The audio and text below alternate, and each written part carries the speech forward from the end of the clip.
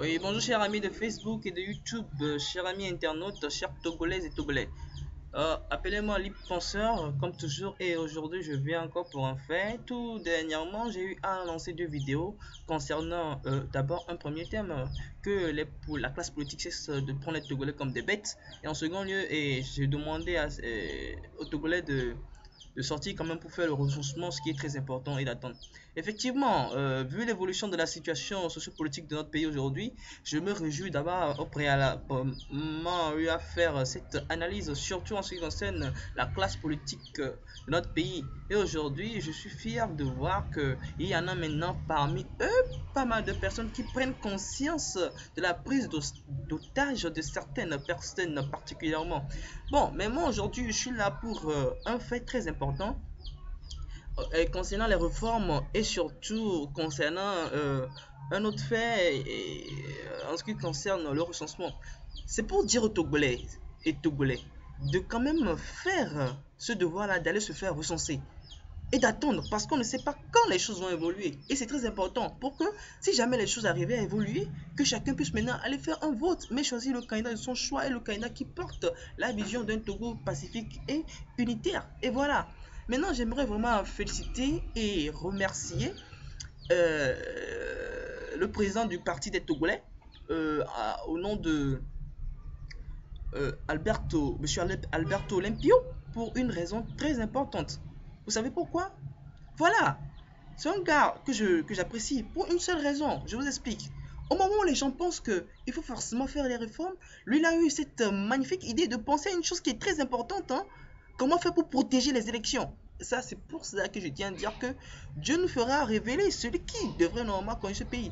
Parce qu'aujourd'hui, il est temps de comprendre que, en réalité, le problème qui se pose au Togo, c'est comment défendre les victoires lors des élections et non les réformes qu'on sort. Si il y a le minimum qui est acquis. Si la protection des votes est acquise, mais allons voter.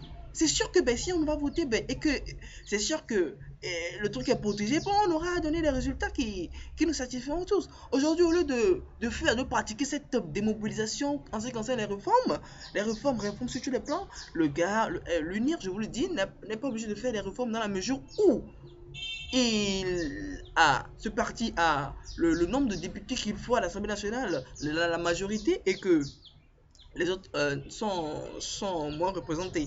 Et donc, je tiens tout d'abord vraiment à remercier cette ingénieuse idée qu'a Alberto Olympio du parti des Togolais pour pouvoir vraiment mettre le point sur le fait que sur le fait, comment on appelle ça, sur la protection du vote et les faits, genre, il parlait tout dernièrement ce sont des thèmes techniques, quoi, du genre, des trucs de doublons, de la liste et tous ces trucs-là, machin, machin. Donc, il voulait vraiment qu'on revoie ce côté-là, strict, minimum pour aller aux élections. Oui, effectivement, quand il y a la clarté, mes chers amis, l'élection, c'est une obligation pour tout Togolais.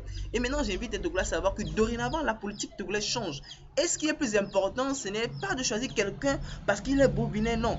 Je dis toujours, c'est de choisir quelqu'un par rapport à ses idées, à sa mentalité, à sa vision et à sa personnalité. Et je dis, à quoi bon choisir les mêmes personnes si ces personnes-là sont toujours le temps à nous berner et ils n'arrivent même pas à prouver leur victoire? À quoi bon choisir les mêmes personnes si ils n'ont pas pu détecter pendant plus des années ce qui faisait la cause de leur perte? Waouh, moi je suis content. Et puis j'aimerais vraiment également féliciter monsieur Abbas Kabouar qui, oui, a eu ce retour-là sur lui pour pouvoir réfléchir sur ce qui se passait vraiment dans le cap et comprendre que oui, effectivement, pour qu'on conduise un pays, ce n'est pas en proférant des marches ou bien en proférant des messages qui incitent à la violence, mais c'est plutôt voir le concret en face et voir comment réfléchir par rapport à une stratégie donnée pour pouvoir vraiment conquérir le pouvoir et faire développer ce pays. Cher ami, je suis fier d'être togolais et je demande tout le temps à tout le monde de participer à cette analyse de cette vidéo et d'apporter spécialement leur contribution pour pouvoir faire émailler ce Togo-là vers une réelle démocratie.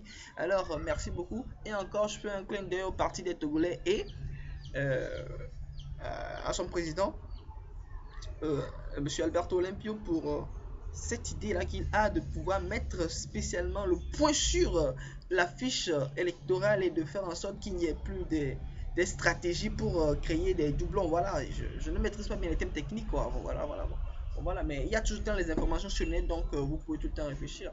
Pour une fois, l'UNIR a rencontré quelqu'un, et là, je suis fier de cette nouvelle façon de voir de la politique au Togo. Alors, merci, et je reviendrai sûrement dans les jours à venir pour parler d'autres choses, mais pour l'instant, c'est toujours l'actualité qui nous amène vers ce côté de la chose. Le libre penseur du Togo vous remercie. À la prochaine.